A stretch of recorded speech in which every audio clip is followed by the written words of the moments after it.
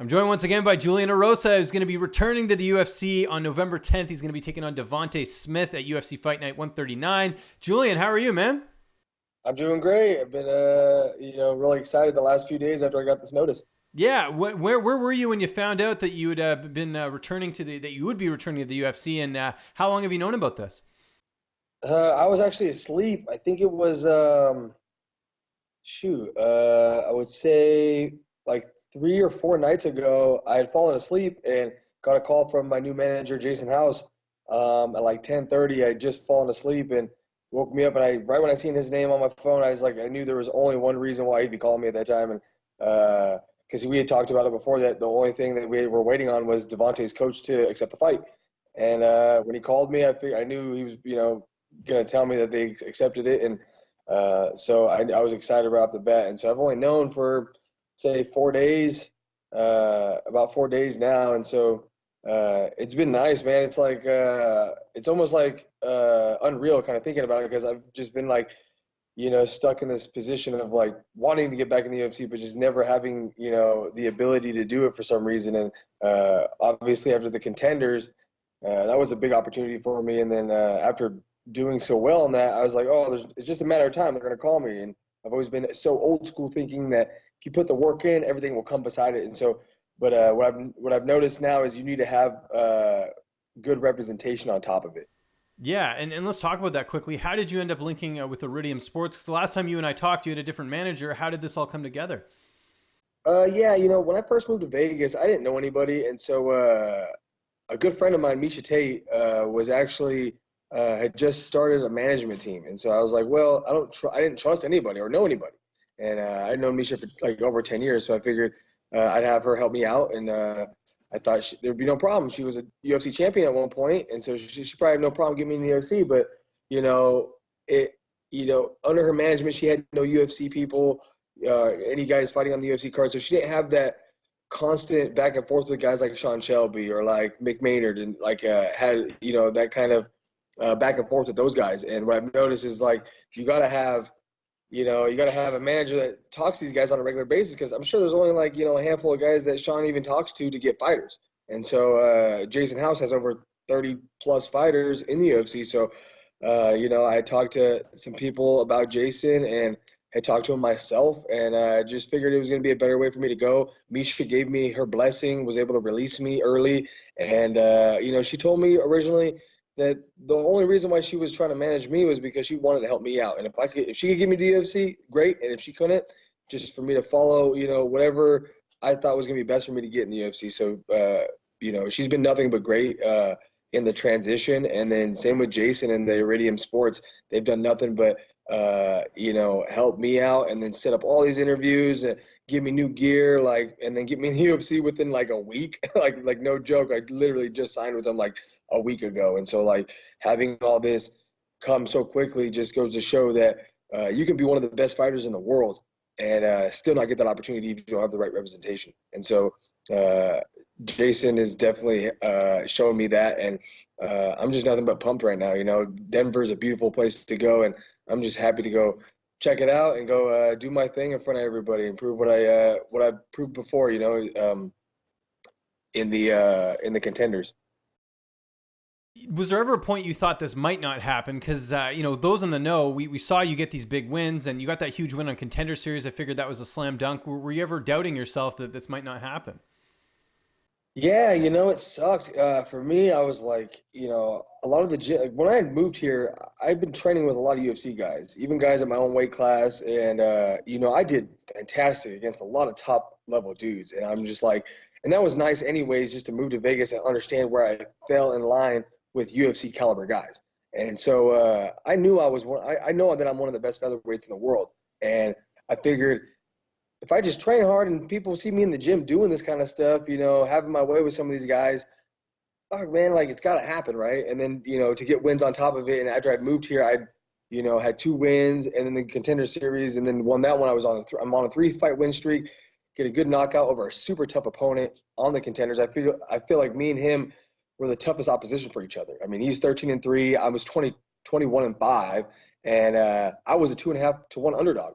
I mean, Shevchenko's sister got a contract, and she was a 9-1 favorite over her girl, and she finished her decent. I mean, she finished her, but it was one of those TKOs where she was punching, forearms and stuff. I knocked my dude out cold with a head kick, and the kid that I fought was a 2.5 to 1 under, or two. I was a 2.5 to 1 underdog, and I figured, with that kind of showing, it was only a matter of time. But like I said, there's so many people knocking on the door that you got to have somebody there up front that they know that they can trust and talk to and have that interaction with. And Jason House is one of those guys. Did Jason ever say anything to you about the fact that he also represents Devonte? Did he say, like, I'm going to try and stay out of this a little bit? Because it's one of those weird situations where you guys both have the same manager. Yeah, for sure. And people like to, I think it's happened before. He had Ricky Simon and another guy fight. Montel Jackson. And then it happened even last year, too, with Terrion Ware and Cody Stamann fought each other. Yeah, exactly. And so, I think for this particular situation, just kind of like the Ricky Simon and Montel Jackson fight, I think it's more about letting us fulfill our dream. We both want to get the UFC. I was there once before. Devonte, obviously, I would fight.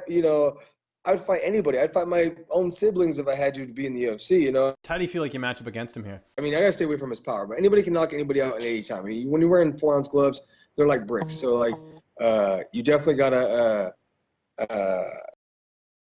be aware of that throughout the entire fight. I think he hasn't been past the first round too often. And I think one fight that he did lose against Gunther was in the third round, and it looked like he'd kind of given up in that fight. And he almost knocked that kid out. And I think that kind of worked to Gunther's advantage because when you almost knock somebody out, you kind of gas yourself out a bit with excitement. So I think that's what happened in that case. I think I just need to be kind of goofy in the beginning, get offline, and don't let him get any of those power shots and get him frustrated. My cardio is usually my one of my biggest strengths, and I've been past the first round in a lot of fights. That's usually how I wear people down. And a guy that's as big and strong as Devonte is takes a lot of oxygen for those muscles. And I fought a lot of guys like that. That thought they were gonna smash me real quick, and if they don't get that solid punch in there, and if they can't lay me out quick, it becomes a long night for them. Even at the high elevation that he's used to, my cardio is on another level. A lot of guys that I train with, they'll tell you, like I'm pretty unstoppable when it comes to being able to go the distance. So I think bringing him into the second round is going to be an advantage for me. And then if we get to the third round, it's going to be a real advantage for me. And I'll be able to switch my style up from going, kind of unorthodox to being able to kind of square up a little bit with him more and more as his power starts to decline, and be able to put the pressure on him and kind of, my game plan with my coach is always, let's just melt this guy. Let's melt him. Let's get him thinking that it's going to be a quick night. And then, next thing he knows, we're in the second round and he can't breathe. So that's kind of how my game plan is going to be. And, I think it's a good matchup for me. Obviously, if he lands a punch, he lands a punch. That's part of the whole sport. People get knocked out every day, but I'm aware of that, and I've already accepted that fact, that that's a possibility. So once you accept that fact, you just move past it and do your thing, and hopefully everything works out that way. Training camp. You train at a great camp, obviously. Who've been some of the main training partners for this sort of short camp that you've had? I know you're training all the time, but is it just the usual guys, Dan Ige, Lance Palmer, guys like that? Yeah, Lance just fought, so he hasn't been in the gym as of recent. But me and him, when he was getting ready for his fight, we had a lot of good rounds. But honestly, Extreme Couture has so many people that go in and out, and same with 10th Planet Jiu-Jitsu in Henderson. There's so many different guys going in and out all the time.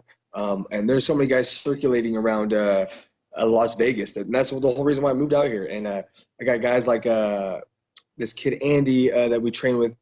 Andy Varela, I'm pretty sure is his last name, but he's a 55er, super good jiu-jitsu guy, and tall, lanky guy. So he's been a good partner for me to get ready for a guy like Devonte. Got a good stiff jab, so I've been able to work on defending that and kind of working my own offense off that. So Andy's been a really big help for me. My coach, Coach Casey Halstead from 10th Planet, has been a real help for me as well. But yeah, I think I'm a little bit unusual in the sense that I try to stay 100% ready all the time. I train 80 to 90% of what I would in a fight camp outside of fight camps. I'm not trying to Sparring is kind of fun for me, so it's like it's hard for me to tone that down. I know that getting beat up all the time is not the best thing to do, but I move so well that I don't necessarily get hit super hard all the time, and there's different levels of sparring you can do as well. So, but like I said, short notice for me is not really short notice because ever since the contenders fight, I knew it might be a short notice fight. So I've been ready this whole time. The last 3.5 months have been nothing but, being on top of my training. Obviously, my diet hasn't been exactly on point, but 55 is easy for me to make. So it's almost ideal for me to fight short notice at 55 against a guy like Devonte, who's not a big wrestling based guy. Who's not going to be like trying to lay on me and win a fight like that. He's going to be willing to trade with me, which is what I'm down with as well. Plus, when you're talking about the UFC and willing to trade with you back and forth with somebody, you're talking about bonus money. So I'm more than happy to do that with him. And I was going to ask you about that. I guess the plan is to go down to featherweight after this because that's normally where you like to compete. Oh, for sure. Yeah. Featherweight, I can make 55. I can make lightweight in a day's notice. Like if you told me I had to make 55 tomorrow, I can make 55 tomorrow. I can make 55 the next day or the next day after that. Featherweight, if I had, like 8, 9, 10 days, I can make featherweight pretty comfortably if my diet's on point. So obviously after this fight, if I get signed by the UFC for a bigger fight deal or whatever it is, I'm going to be going to featherweight for sure. Short notice is fine at 55, and I don't mind at 55 if it's certain dudes, but there is a handful of guys in the UFC that fight 55 that I just would not want to see across the cage. Guys like Khabib, guys that are so strong for that weight class that I might be able to do well with against them, but I'm not trying to get laid on the whole fight. I want to have the ability to get up, and I've never really fought or trained with any featherweights that can hold me down. So I use that to my advantage. I'm a big featherweight. And that's what's good for me as well for this fight is that since I'm a big featherweight, short notice for a 55 fight is no problem for me because I'm a few inches taller than Devonte. I think I have a little bit longer reach. Definitely a sizable guy from a featherweight moving to lightweight. One thing you mentioned there, is this just a one-fight deal with the UFC or is it multi-fight? How does that work? You know what? I'm not 100% sure. I was so excited about just getting You're the just like, yeah, I opportunity got to anyway. sign. Just let me, yeah, Oh, exactly. okay. I'm willing to take it as a one fight or if it's a multi-fight contract.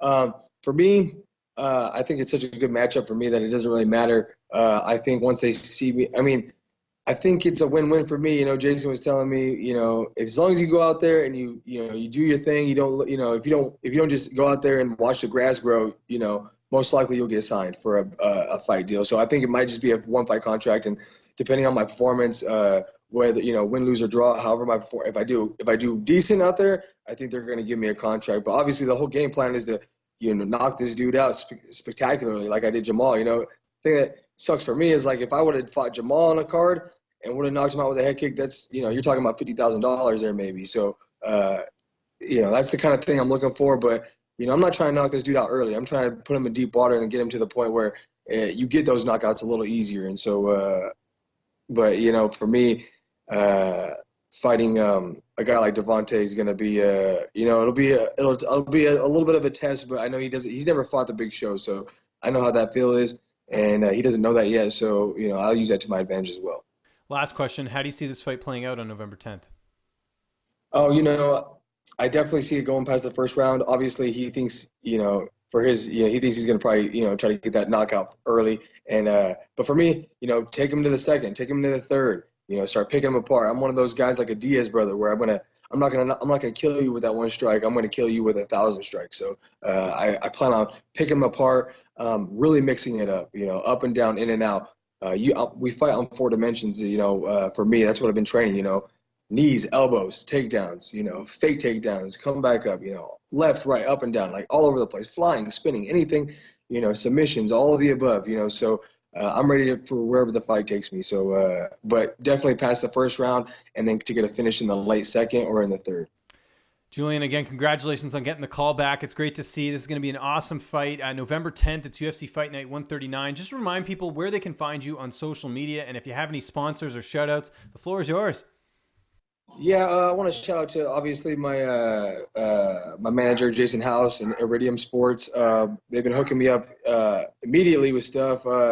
the only sponsor I got so far right now is RDX for all their fight gear and stuff that I've gotten through Jason House. Herbally Grounded has sponsored me as well. That was when I was with Miesha. So I'll still shout out to them because they, I still use their products. But yeah, I want to shout out to Miesha as well for being so understanding about letting me switch management.